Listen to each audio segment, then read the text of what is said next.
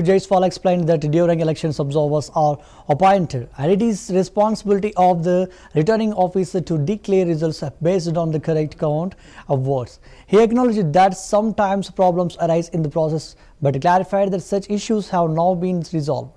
Jaiswal stated that during the final round of counting, which had not been completed earlier, detailed clarification could not be provided at the time.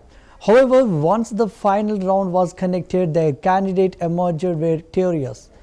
He emphasized that although the process had been paused earlier, the completion of the final round confirmed the victory, thereby settling doubts regarding the election outcome.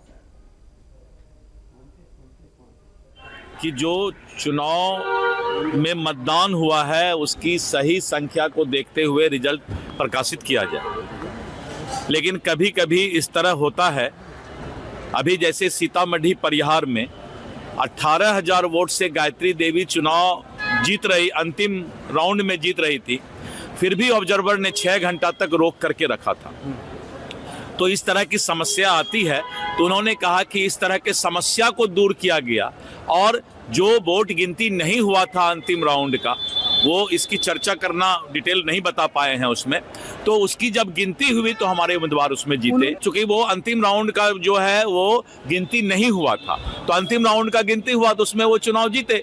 तो call किया गया कि उसके बाद रोक दिया गया है वहां पर, तो अंतिम राउंड का गिनती हुआ और उसमें वो जीते। तो वो स्पष्ट उसको डिटेल जो है